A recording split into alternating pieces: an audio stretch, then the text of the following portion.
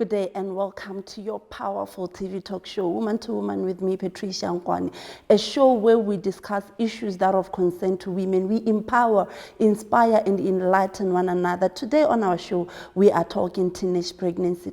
Join us as we discuss that topic. Year after year, we have statistics of young girls that are falling out of school because of teenage pregnancy going up almost every year. And today on studio, we are discussing teenage pregnancy just to find out what could be the cause of this alarming rate. And I'm not alone as usual. I'm joined by Tshepiso here to talk about teenage pregnancy, and she'll be sharing with us her experiences. Hello, Tshepiso, how are you? Hi, Pat. How are you? I'm good. How have you been? I'm great. I'm great. Awesome, awesome. So today on studio, we are discussing your story. Right. As I was listening to your story, you found yourself having to drop out of school around 16 years because you were pregnant, which again, as I was listening to the story, you were not even aware of the fact that you were pregnant, less alone aware of the fact that you even had sex. Yeah. Yeah. So I want you to take us through the whole story of what had happened. All right. So at 16, I'm a child. I have known nothing about dating. I'm just developing as a young woman. I'm just becoming a woman. I'm in the process of becoming a woman. I find myself pregnant. So this is how it happened. So I'm going to school, which is a bit distance from where I stay. I'm going to school, and as I'm going to school, I meet, as I'm walking to school, a car stops by. And, well, the car stops by and says, "Hopin, where are you going?" "No, I'm going to school." "So early in the morning?" "Yes." "Okay, let me take you to school." I'm thinking, oh, okay. I didn't even think about it. I would lie and say, I thought, I'm scared. No. I just hopped in. And when I'm inside the car, we talk, oh, so you're going to school? Yes, all right.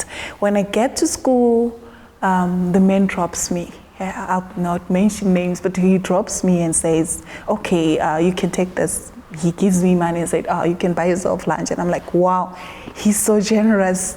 And he drops me there. He says, do you walk to school every day? And I'm like, yes, this is my life. And he's like, I pass by Almost every day. Almost every day around that same time. So what you can do, you can wait for me by the stop and I will pick you up. Yeah. And I'm like, okay. The next day, this becomes a routine. I wait by the stops, he picks me up, we go to school. Life goes, he gives me money for lunch, she gives me money. And now it's not only money for lunch, she buys me a phone. He gives me money for almost things that I actually couldn't get from my mom. She was a single mother, she is a single mother.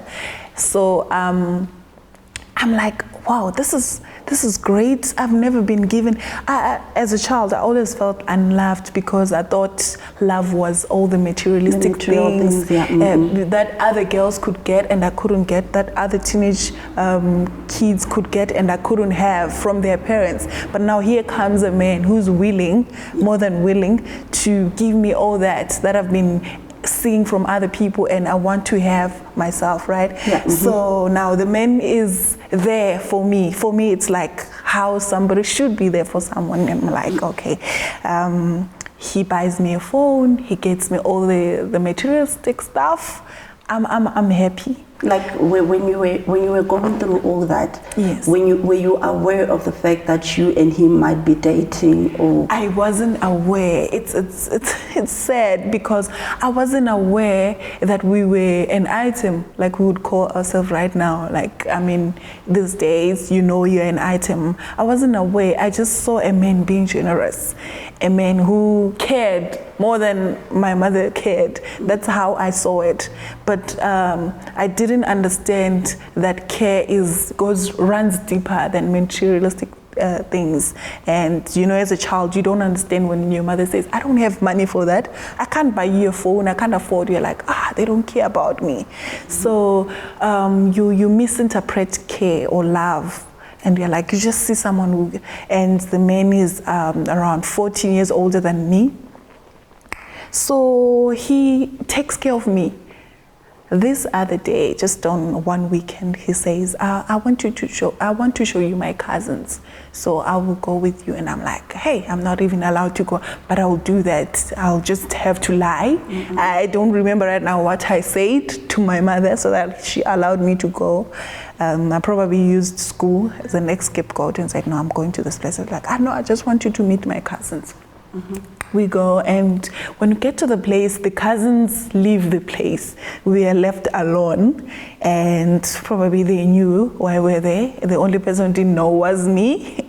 Yeah. Mm-hmm. So I'm there, like, and then it's like, he before he becomes intimate with me, he says, I'm not going to do anything that you're not comfortable with. I mean, I had never even kissed anyone. At that time, I was just this kid. I'm not going to do anything you're not comfortable with.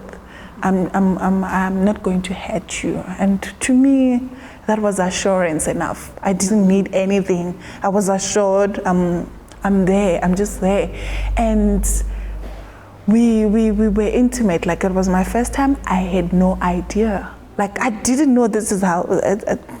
I don't even know how to say it, but I didn't know this is how people become intimate. That's how they do things. And at that point, right, like a 16-year-old right now cannot contemplate what I'm talking about. They'll be shocked. Yeah. What does that even mean? I mean, we know people.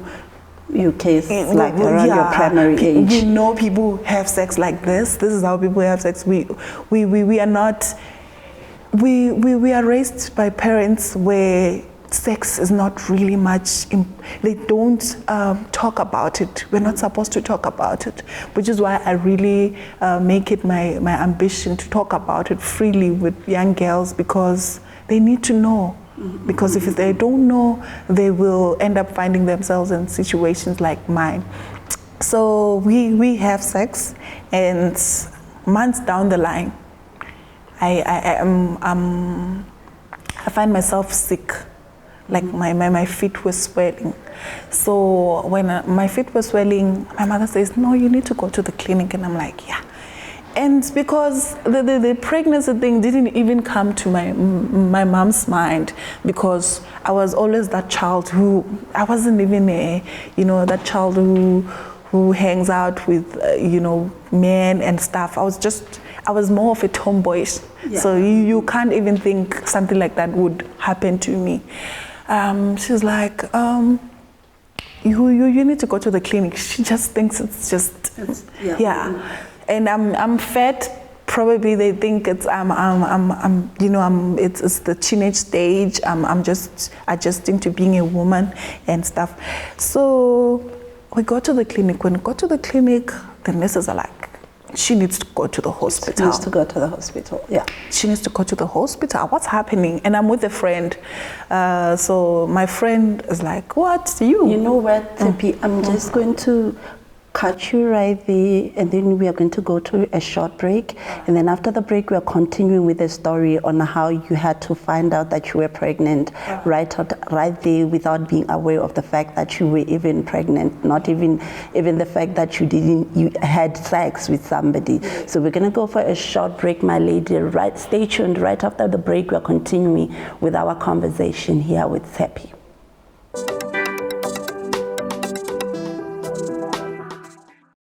Hi, I'm Brian Rosasa. Tune in to Jam 5 on Maru TV with Refilwe Pudi.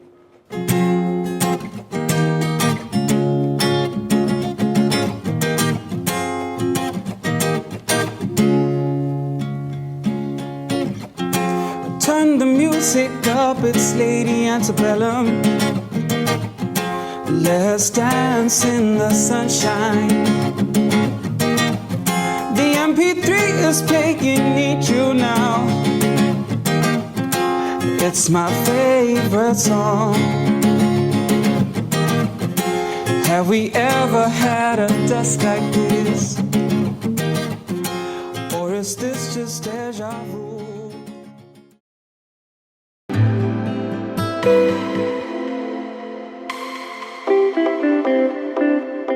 of the population. In fact, people all over the world, they are literally worried about their health. And I know you are as well. The Health Therapy Show is here to the rescue. On the table, we feed all your health cravings, talking all about skin problems, the dental health. Have you ever been overanalyzing your health? We also have deep, real conversations. Staying fit, maintaining your health, and staying as healthy as you can is what we're all about. Follow the Health Therapy Show every Tuesday at 8:30 on Maro TV, channel 291.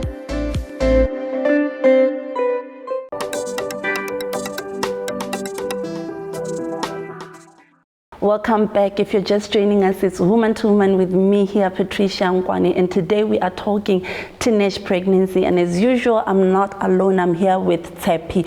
Right before the break, we were talking about your story, Tshepi, of how you found yourself in a relationship that you're not even aware that you're in a relationship. Also to end up in an intimate, having sex with somebody, not even aware that you're having sex, and then finding yourself now at the hospital. I think we should take it from a point to where you got sick and then you had to go to the hospital, and then all of a sudden there were news that were broken down to you when you were at the hospital. Can you just take us through that very moment? Yeah, so when I'm at the hospital now, I've been told that I'm sick. I need to go to the big hospital. I was at the clinic, right? So I'm at the hospital now. The nurses are saying probably her blood pressure is very high, so they won't leave if she doesn't get operated. And all right, who's there first of all? If she gets operated, one could leave. That is like one of them could leave. One of them could leave. And who's there? And my mother was there, and she keeps asking, are you talking about? I mean, she was as confused as I was. I don't know if she believes me that I didn't know. She was confused. I was confused too. And at that moment, had you asked me, I would have told you I'm a virgin. There's no how I can be pregnant, you know. And they say, you're pregnant. This is a shock. It's a huge shock. I don't know how people take my first pregnancy was a huge shock. I'm told I'm pregnant. I just don't even know how I got pregnant in the first place. This is not to say I don't know I didn't know I was a part. I did something, but I just didn't know we were having sex. I know that I did some play. I don't know what it was. I was young. I didn't understand what it was. And at that time, and if you ask me right now, at that time, had I been told that we are engaging sexually, would I have said no, I don't want to? I wouldn't have. I would have said yes, go on. Why? Because I thought I owed that man. Yes, because he's been taking care of me. I thought I owed him everything. I had nothing to give. I actually felt like I owed him, my life. So I wouldn't have said no, and I would have loved to know that I'm engaging sexually. And if someone says, had you known, would you have said no? No, it would be a lie. Yes. I would have said yes. I can do this. Let's do this. You mean you've been caring for me, and I mean, there's nothing I wouldn't have given. So it's something that I really want to highlight, that this is how most young women feel when someone is doing something for you. You feel a sense of loyalty. Yes, a sense of loyalty. You feel you owe them. You have to pay back that. I really want people that, when I speak, people say I'm a feminist, I'm saying a lot of things and stuff. I really want young people to know that they don't owe anyone. I mean, someone can buy you a Mercedes right now. If you don't want to give up or to give yourself up for them, you don't have to. You don't owe anyone because they've been doing certain things for you. You have a voice. That's why I think I've become that voice for the young girls, because I want them to know that I am material gifts. Yes, they don't mean you know, when someone takes care of you materialistically, it's out of their own good, you know. They want to do that. It's not like it's an exchange. Even if they say, no, I've been doing this for you. No. I didn't say I was going to give you this. So you don't owe anyone because they've been doing things for you. You don't owe anyone anything because they've been, they've appeared to care. But don't you think the easier way to cut this whole thing is not to teach the young girls to say you don't owe them anything, but rather to actually not take anything in the first place? Yes. Because at the end of the day, I think if you are to keep giving and I'm to keep taking, there's going to get up to a point where I'm caught up in the taking. Yes. And then when I'm caught up in the taking, that means without you, I'm going to feel that sense of emptiness, which means one way or the other, I would have to like go back now and bend to say we can do it anyway.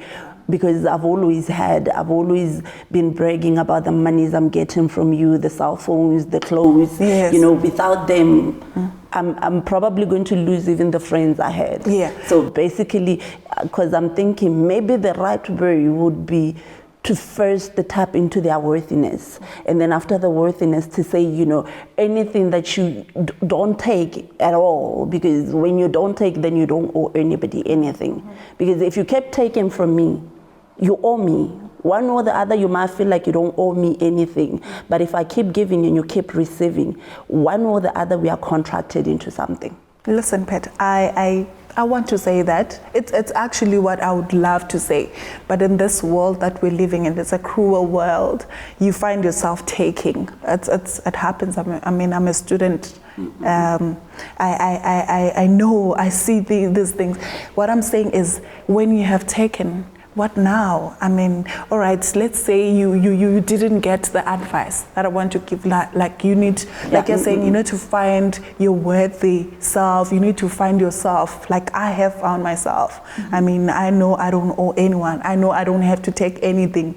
In this world, we can say don't take, but I honestly, that situation sort of forces you to take. Honestly, people are going to take. Young women are going to take because they will find themselves in situations where you don't know what to do. Then you have to take. You need, and it's not a good thing.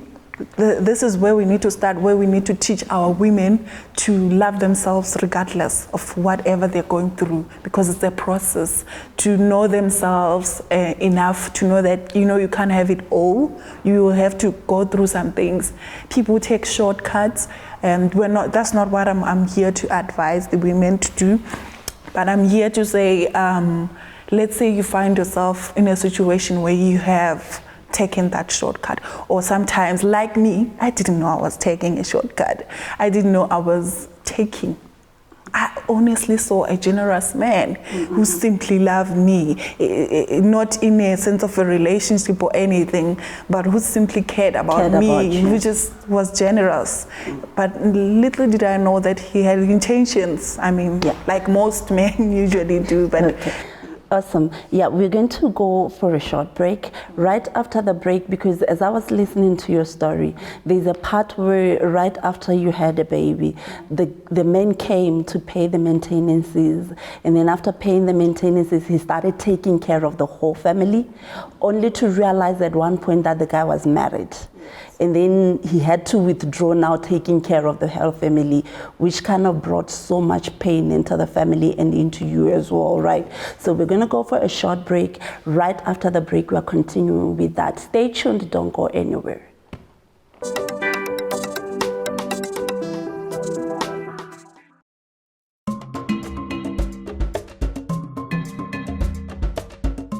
Sarkharintsweng bopela batla ba siane pitso e ka kwano pitso e mo kgwana tsa setso a mo rutetsi wa tsa ngwao mosireletsi wa tsa ngwao ngwao jalo ya setso bonatlhe dijo tse ke di lebileng tsa setso bonatlhe poko e ntle bonatlhe mmino bonatlhe kapari thulaganyo yone ke yone leng gore jalo e go ritibolela tsotlhe a ona le lenyora la kitso ya tsone tsa Setswana a ona le sepehela se leng gore re ka se batlela mo go tsa Setswana leselo le la setso ra le loga o le loga jalo le nna moshimane o mokokoto motona o ra tshenyego khotso jalo moshimane o tswang go ntse lo sekolo dithonamo ye ke go rang ke re lebella thulaganyo ye ka thamalalo mo Maru TV tshipile tshipi gone ya.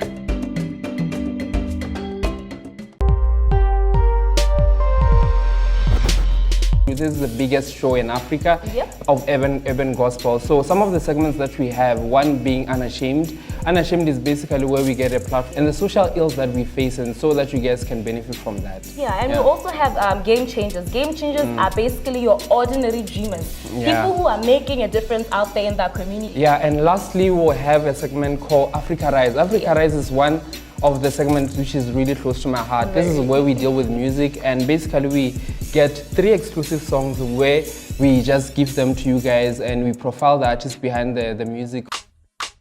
You not the radio station Jamana. You not copy what you can hate. That's why let's born na khona boto. Gabilon Simba City. Hey Africa, what it do? It's your boy Croft signing in from Zimbabwe, and you're tuned in to the recap with DJ Riley on Maru TV, DSTV channel 291. Salute.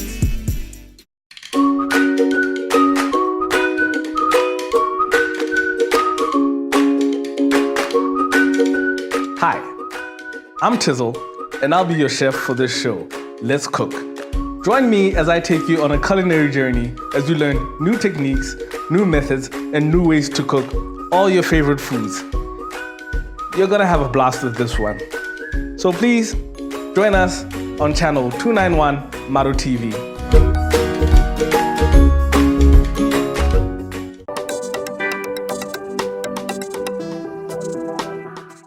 Welcome back. If you are just joining us, it's your favorite TV talk show, Woman to Woman, with me here, Patricia Nkwani. And today we are talking teenage pregnancy.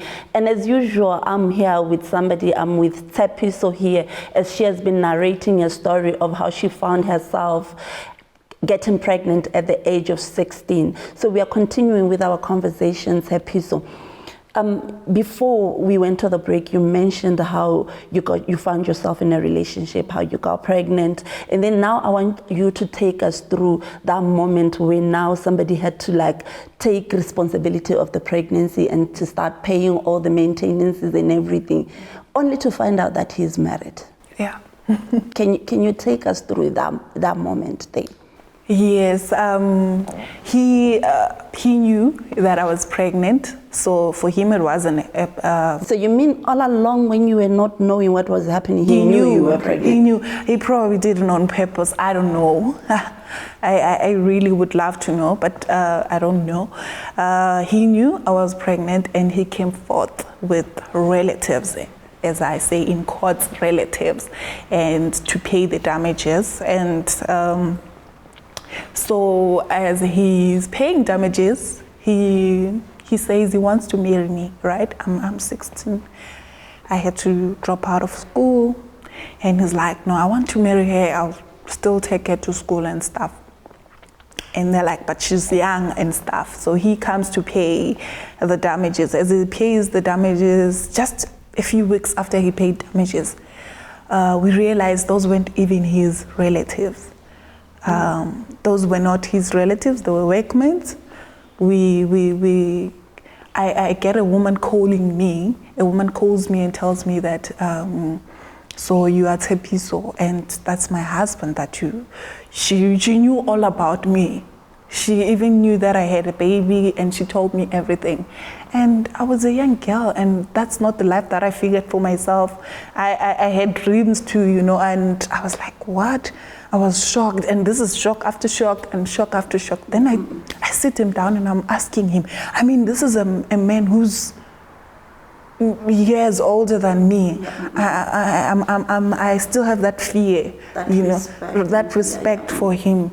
And I ask him, is this true? And he says it's true, but this has nothing to do with us. With us, we are fine. We are okay. I take care of you. I've been taking care of you. Nothing fail. I would never fail to take care of you and the child. And now it's hard for me because this man is literally doing everything for us, for the family, for the family. And it's those things that people don't want you to talk about, but you have to talk about them because that's how you get healing. Because this is my story. It probably affects someone some way, you know. But I find myself questioning how are we going to strive? I mean, he's moved us from where we were to where we are now. If I stop this relationship, a lot is at stake. Not only me, not only my son, and now the whole family. And you know, I was raised by a single mother, and things happen. So he told me that if you want to stop this, then you know that you are alone, and I'm not going to take care of the child because I want you, I want the whole package. And now I'm caught in between. What do I do now? I'm just 16. But then I knew that one thing that I've always been the strong person. I know that this is not what I want for myself. I've always seen myself in places, you know, I always wanted to be a lawyer and, you know, do stuff and write books and stuff. And I said, no, I think I can, there will probably be a way out of this. So I told him I can't continue this. Hey, it was hard. I don't want to lie and say my life went from that and went on smoothly. No, it wasn't. It was very hard. I had to go back to where we were, but I never stopped believing.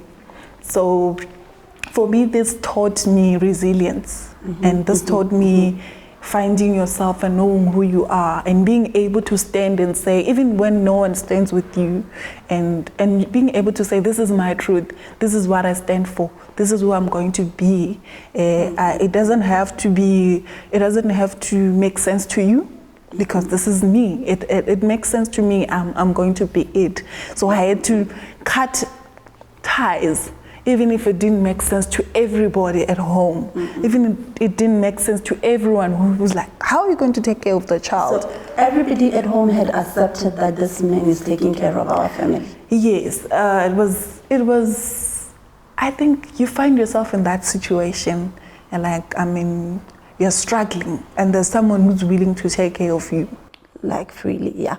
So now, Tshepi, when we come back to the Tshepi that you are now, what are you doing as your sense of entitlement to your society in sensitizing the young girl out there to say, this is what's there, this is what I've been through, and this is how you can actually avoid the pit that I fell in? All right. So right now, I'm a motivational speaker. I've always been a public speaker, but then I modified it into motivational speaking.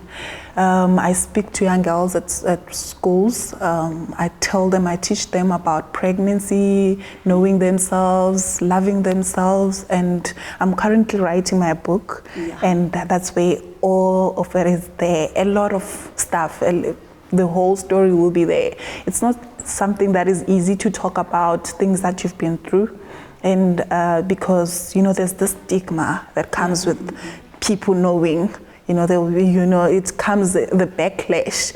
There's this stigma that comes with people knowing where you've been. But I really want to use my past to empower somebody and make them realize they don't owe anyone. They are their own human in their own right. They can be whoever they want to be. And right now I'm at school. I'm doing my degree in environmental science at UB. So it's progress for me. I've got. I don't have everything figured out, but I'm going somewhere. I just said I'm not going to be that that person that focuses on the past and stops moving, because I could be bitter, I could be angry right now and not moving and just seated and that person ruined my future and not doing anything. But no, I decided the future is in my, I was like, I'm going to go up. This future is in my hands. Tshepi, I just want you to just in one sentence to just look at the camera and talk to the young girl that might be watching this. Just your word of inspiration to a young girl that might be watching this right now. Okay. Wow. You are enough. this is what I want to tell you. You are enough. You are a dynamite. You will become who you become. You want to become if you focus. Nobody owes you anything. You don't owe anyone anything. Awesome. Okay, thank you so much, Tshepi, for gracing Thank our you for show having today. me. Thank you so much. Thank you. Yeah, my woman, back at you. In life, we go through challenges. We fall, we stumble, we meet disappointment. But one thing that I want you to take from this is none of us is defined by the moments that we fail. Hence why you need to dust yourself up. Because the moment you rise, nothing can stop you from becoming the unstoppable woman that you were created to be. So to wrap up our show, I just want to take a moment to actually celebrate the people that have sponsored us with this beautiful place that you find us in every other episode. To also thank Prestige Flare for dressing me up so beautifully. Do get yourself a Prestige Flare dress. See you again on the next episode of Woman to Woman. Thank you and love you.